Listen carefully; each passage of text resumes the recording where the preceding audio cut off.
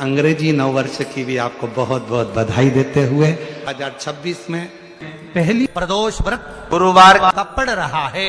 प्रदोष काल का दीप, प्रदोष काल की आराधना, प्रदोष काल की साधना और प्रदोष काल में परमात्मा का लिया गया नाम हमारे करोड़ों करोड़ों करोड़ों करोड़ों पुण्य को प्रबल कर देता है और हमारे पाप को छिन्न बन सके। अगर बन सके जीवन में एक बार प्रयास करिएगा। अगर गुरुवार का प्रदोष पड़ जाए, कौन से वार का? गुरुवार का प्रदोष पड़ जाए, बृहस्पतिवार का यदि प्रदोष पड़ जाए तो प्रदोष के दिन, प्रदोष काल में, प्रदोष के दिन प्रदोष काल में किसी शिवालय में जाएं, शंकर के मंदिर में जाएं, एक ही दिए के अंदर एक फूल बाती, कैसी बाती है?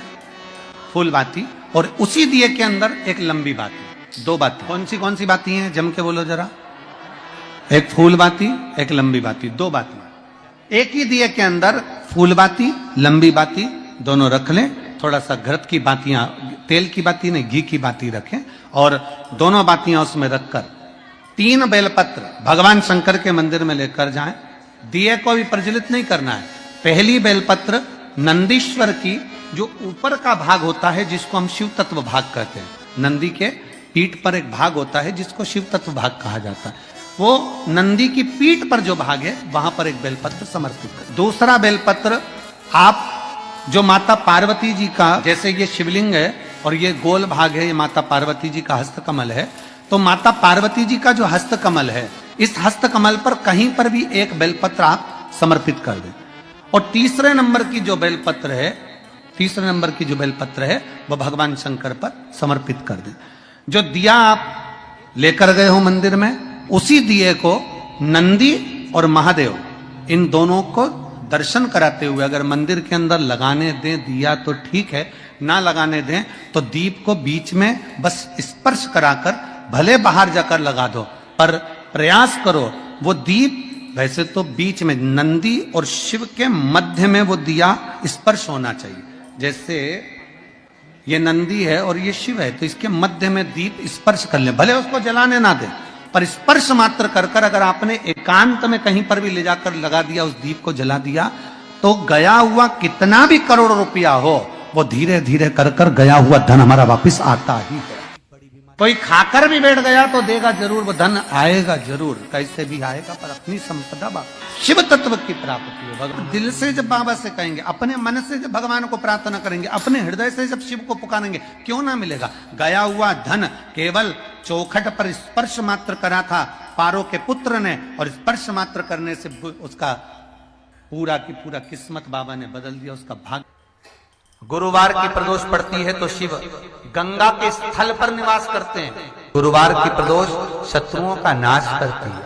एक दिन शाम का प्रदोष का दिन, प्रदोष का दिन, प्रदोष काल, शाम का समय, भगवान देव अधिदेव महादेव माँ जगतजननी पार्वती जी के साथ में भ्रमण करने।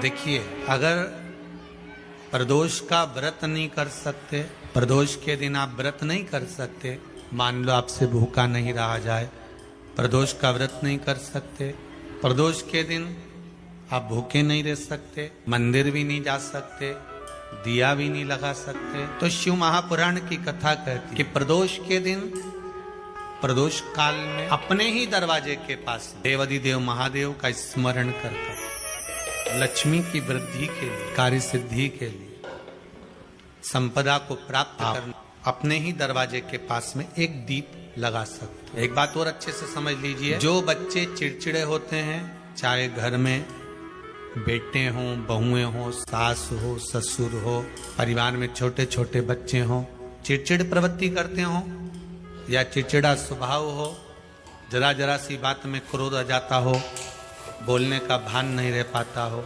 शब्दों के बाण चल, तो महाराज प्रदोष के दिन, प्रदोष काल में बेलपत्री के पेड़ के नीचे जो पत्ता आपके पास में हो, पान का मिल जाए तो पान का, पीपल का मिल जाए तो पीपल का, बेलपत्र का मिल जाए तो बेलपत्र का, उस पत्ते पर मात्र थोड़ा सा शहद और 7 दाने चावल के रखकर घी का दिया लगा दो महाराज, और थोड़ा सा जल हाथ की अंजलि में लेकर भगवान देवाधिदेव महादेव का स्मरण कर कर कि इस बेलपत्री के वृक्ष के नीचे माता लक्ष्मी, पार्वती, सरस्वती विराजमान है।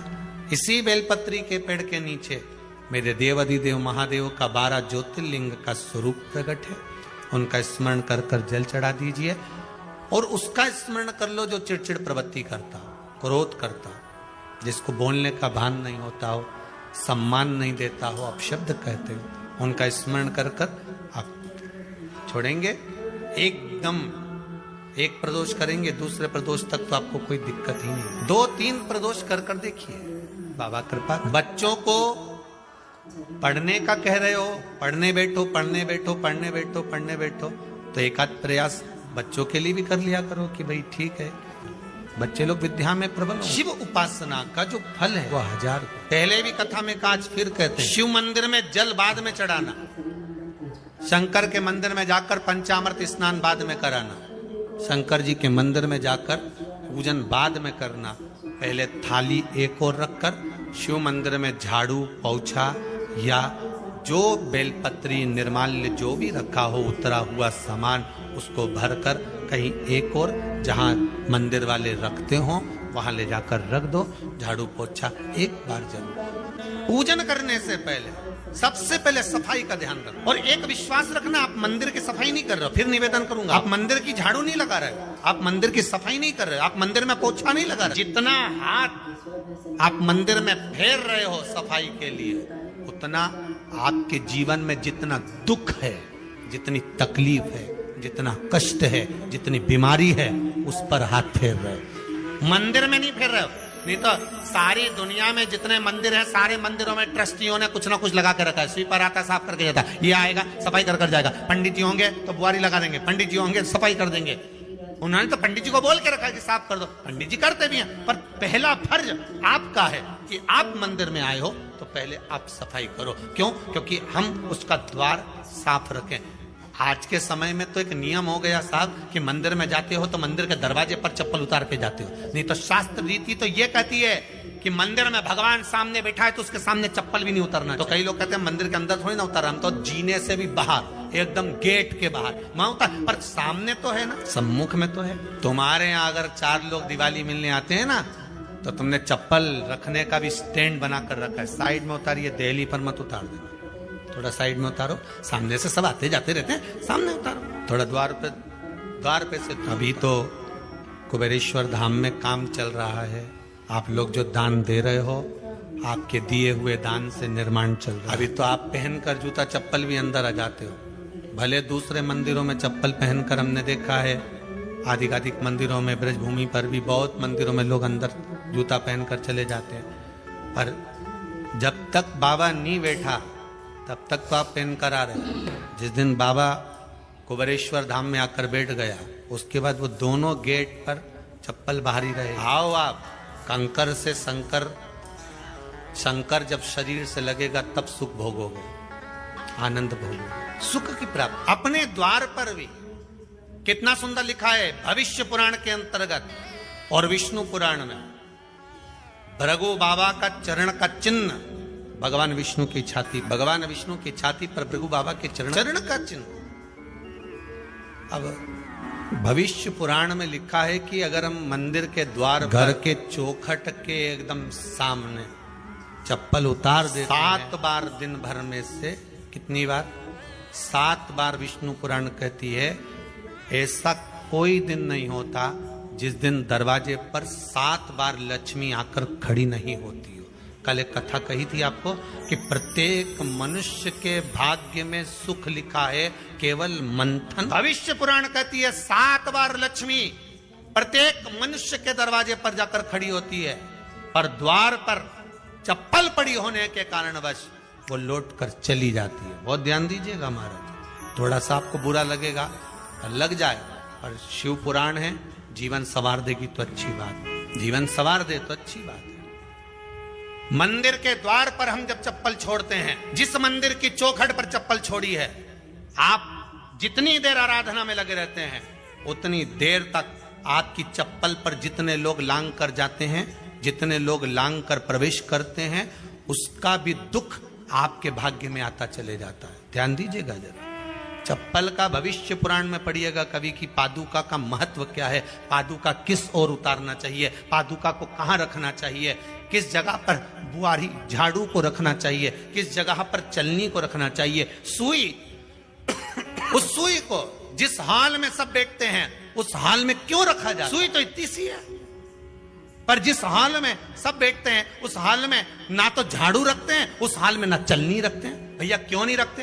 कारण क्या है कि जिस हाल में सब बैठकर बात करें, आवक जावक की बात हो, व्यापार की बात हो, लक्ष्मी की बात हो, प्रेम स्नेह की बात हो, आपस में बैठकर सब चर्चा कर रहे हो, अगर वहां छलनी होगी, झाड़ू होगी, तो बैठे बैठे बात करने में विवाद चालू हो जाएगा। 15-20 मिनट तुमने बहुत प्रेम की बात करी, अच्छे से बात करी, पति पत्नी बहुत प्रेम की बात कर रहे थे, मालूम पड़े बात करते करते से कब झगड़ा उत्पन्न हो जाए तो समझ में नहीं आया। हमारी बहू को क्या हो जाता है, बैठे बैठे बात करते करते झगड़ा कर देती है, जरा सी बात में झगड़ा चालू हो जाता है। कारण क्या है? जिस हाल में तुम बैठ रहे हो, जिस कमरे में तुम बैठ रहे हो, जिस हाल के अंदर सब बैठकर चर्चा करते, बात करते, चित्त करते, आपस में बैठकर सब लोग एक दूसरे के बातचीत करने बैठे हैं, आय व्यय देखने बैठे हैं, दुकान व्यापार की बात करने बैठे हैं, उस जगह पर भी झगड़े का क्रम कहां से आ गया? एक ना एक का मुंह क्यों फूल गया? कारण क्या था? कोई बात टेंशन क्यों आ रहा है? मतलब उस हाल में या तो चलनी रखी है या झाड़ू रखी है, भले तुमने सोफे के नीचे फंसा दियो, भले तुमने पीछे फंसा दियो, पर पड़ी जरूर है, रखी जरूर है,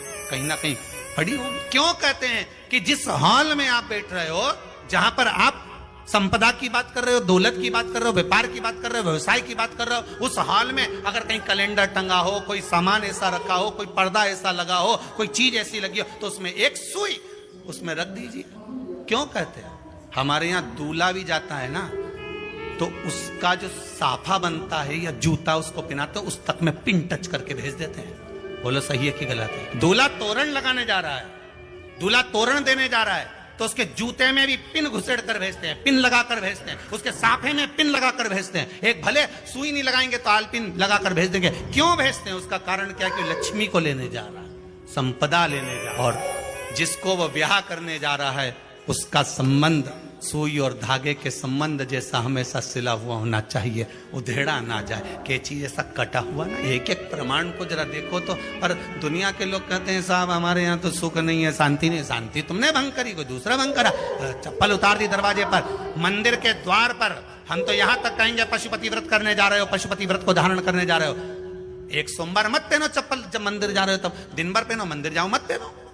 कोई जरूरी है कि मंदिर पहनने चप्पल पहनना जरूरी? मत पहनो। मंदिर के द्वार पर जहां भगवान विराजे हैं उसके द्वार पर अगर आपने चप्पल उतारी है, आप तो अंदर चले गए। पर जितने लोग लांग रहे हैं उसका मालूम, उसका स्मरण कितना कितना गया। छाता, चप्पल, आसन, मांग का टीका, इसका भी वर्णन पहले कर चुके कथाओं में, आप लोगों ने सुना। छाते का भी वर्णन किया। किसी का छाता बारिश में तुम लेकर आ गए, पानी गिरने लगा, जी तुम्हारा छाता देना। छाता तो लेकर आ गए, पर जितने दिन तुम्हारे घर में रखा हुआ है उतना दिन तक हिसाब लगा कर रखना कि 15 दिन रखा तो तैयारी रख लेना। 15 दिन में कितने घंटे हुए, कितने घंटे कितने पल, उतना आपको दुख भोगना पड़ेगा। दूसरे का छाता आया, इसलिए कोई प्राण छोड़ता है, मरता है, तो उसके पद में यही सब चीजें देना पड़ती। क्या क्या बोलते जाओ। छाता, चप्पल, आसन, माला सब देना पड़ता है। बोलो देते कि नहीं देते? तो क्यों देना पड़ता है? छाता क्या काम का कि छाता देना पड़ेगा? क्या व्यक्ति 24 घंटे क्या धूप में रहता था कि पानी में रहता था जो छाता देना पड़ेगा? चप्पल क्यों देना पड़ेगा? इसलिए देना पड़ेगा, उसका शास्त्र प्रमाण। जरासा राजा परीक्षित ने जरासंध के मुकुट को सिर पे पहन लिया और बुद्धि बदल गई थी। समीक बाबा के गले में मरा हुआ सर्प डाल दिया था। सही है कि गलत है? केवल मांग का टीका अर्थात सिर पर मुकुट बदला और काम हो। बहुत ध्यान देना पड़ता है महाराज, बहुत ध्यान देना। तुम्हारी चप्पल कोई ले गया, तुम रो रही, क्या हो गया? मेरी चप्पल कोई ले गया था, फिर मैं दूसरे की ले गई। तुम्हारी कोई दूसरा ले गया, तुम दूसरे की। नहीं भाई, उसको प्राप्त करने की सत्य बात कहें, 7 बार लक्ष्मी प्रतिदिन मनुष्य का द्वार झांकने के लिए। ऐसा कोई दिन नहीं जाता जिस दिन तुम्हारा भाग्य भगवान पलटने के लिए नहीं बैठा हो, वो तो इंतजार करता है कि ये गेंद फेंके और मैं चौका छक्का। कहते हैं ना, एक ओवर में कितनी गेंद फेंकते हैं? जम के बोलो। अरे एक ही फेंकते हैं। एक ओवर में कितनी गेंद फेंकते हैं? एक। वही गेंद बार बार फेंकते हैं ना। गेंद तो एक ही है नहीं, वो तो बार बार गिना है तो 6 बार गिना, तो फेंकी तो एक ही है कि बदल बदल के फेंक दी, पीली नीली हरी गुलाबी। नहीं, एक ही। बदल बदल कर आया, गेंद एक ही थी, फिर फेंका कि ये तो वाइट निकल, फिर फेंकी, गेंद वही है, गिनती में 6 जा रही है। 1 साल निकल गया, 1 दिन निकल गया, फिर गेंद फेंकी। अरे साहब, एक भी रन नहीं बना, फिर फेंकी, अभी भी नहीं बना, फिर फेंकी के बाउंड्री तक तो पहुंच गई है। अब की बार जो फेंकी तो ऊपर से निकल गई, सीधे 6 पे पहुंच गई। भगवान भी ये कहता है, एक ही गेंद है, 6 बार फेंकी है। शास्त्र कहता है 7 बार दरवाजे पर लक्ष्मी आती है, मौका देखती है कि कब मौका मिले मैं इसके घर में प्रवेश कर जाऊं। पर कभी कभी ये निंदा करती दिखती है, कभी बहू की चुगली करती दिखती है, कभी टीवी में मन लगाए दिखती है, कभी सुई धागा लेके बैठी मिलती है, कभी झाड़ू लगाती फिरती है, कभी दरवाजे पे चप्पल खुली मिल जाती है, कभी कुछ मिल जाता है। मैं बार बार आती हूँ, अब नहीं माने तो मैं कहीं करूँ, मेरे को तो जाना पड़ेगा। मेरे को तो जो नियम है, सर्विस करने वाला, नौकरी करने वाला तो टाइम पे आएगा। तुम भले कंप्यूटर चलवाओ, चाहे मोबाइल उड़वाओ, चाहे तुम लिखा बड़ी करवाओ, बोलो सही है गलत है, उसको तो करना है। बोलो साहब क्या करना पड़ेगा? लग जाओ कंप्यूटर पे, लग जाओ, उठाओ मोबाइल, ये तो उसको तो करना है। वो तो टाइम पे पहुंच गया 9 बजे। लक्ष्मी जी भी टाइम पे आती है। आई दरवाजे पे क्या देखा उसने कि ऐसा ऐसा है। कई कई की तो आदत पड़ी, रोटी घर में बना हुआ सारा दाल चावल सब्जी वब्जी जो बच गई, उठा के मैं दरवाजे के पास में रख के आ गई। लक्ष्मी जी सोचे बताओ, ऐसा तो पहले से रख, अंदर चली गई और ऐसा खिला दिया तो मैं तो नहीं जाऊं। लक्ष्मी जी, कई लोगों की आदत, आटा छना हुआ, ऊपर की जो चापड़ थी, उन्होंने कहा गाय खा के चली जाएगी, ओटला पे पटक के आ गई। लक्ष्मी जी इतने में आई कि चापड़ तो यहाँ पटक के चली गई, मैं काय को जाऊं, छलनी में से जाऊं, उधर नहीं जाऊं। कितना कहा है महाराज, केवल 1 दिन का इंतजार रहता है, दिवाली आए लक्ष्मी जी हमारा घर आएगी, ने लीप लिया, ने पोत लिया, ने मांडना भी मांड लिया, लक्ष्मी जी का पाँव भी मांड लिया, ना कमल का फूल भी मंगवा लिया, गेंदा की माला भी बुलवा ली, सारी गेंदा वेंदा की माला दरवाजे पे भी लगा दी, चौक मोक पूर के बेटी इंतजार में, लक्ष्मी जी आएगी, लक्ष्मी जी आएगी। लक्ष्मी जी बोली मैं तो रोज आऊं री जी, मैं तो रोज आऊं, पर कहीं करूं थारी बुद्धि काम नहीं कर। फिर के लक्ष्मी मैया अब की बार आ गई तो जाजे मती रही, बड़ी तकलीफ में हूं। लक्ष्मी जी बोली नहीं जाना तो पड़ेगा, दिवाली का दिन है, हमारे 10 के घर जाना पड़ता है, बड़ी मुश्किल से तो गुजिया पपड़िया मिलता है, नहीं जाऊंगी तो अच्छा नहीं लगेगा, तो जाना तो पड़ेगा, पर रोज आऊंगी, दिन आऊंगी। तू अगर मुझे रोक सकती और अपने घर में बुला सकती है तो बुला ले, और आऊंगी मैं प्रतिदिन और जाऊंगी भी मैं प्रतिदिन। लक्ष्मी आती भी खूब है और जाती भी खूब है, एक जगह टिकती कभी नहीं है, बस उसको बुलाने का तरीका होना चाहिए। रोज भगवान चाहता है कि तेरा दिन फिर जाए। कथाओं में भी आप लोग बोलती हो, आंवला नवमी वगैरह की बोलना, जैसे ही का दिन फिर आ, ऐसी बोलती हो ना कथा, कहानी सुनती हो जब, कैसे बोलते हो कहानी सुनने के समय पे, जैसे ही का दिन फिर आने वैसा हमारा दिन फेर जे माता, ऐसा कर जे माता। तो माता जी बोले मैं तो रोज का दिन फेरूं तेरा, तो काहे के चिंता करे री कमला, काहे चिंता करे, मैं तो रोज का फेरू, तू सुधरे तो मैं तो बिल्कुल तैयारी में। ब्राह्मण बेलपत्री को भर रहा था, बेलपत्री ब्राह्मण भर रहा था, पार्वती जी ने शिव जी से कह दिया इसके पास कुछ भी नहीं है, आपका भगत है, इसके पास कुछ भी नहीं है, आप कृपा नहीं करोगे। शंकर भगवान बोले आज प्रदोष का दिन है, प्रदोष काल में ये मेरी सेवा में लगा है, सुनो जितनी बेलपत्र इसने उठा कर रखी है वो बेलपत्र स्वर्ण मुद्रा के बराबर हो जाएगी, तो चिंता मत कर। शिव पार्वती को कहकर चल दिए। शंकर पार्वती बात कर रहे थे, इतने में एक सेठ ने सुन लिया कि जितनी बेलपत्र भर के ले जा रहा है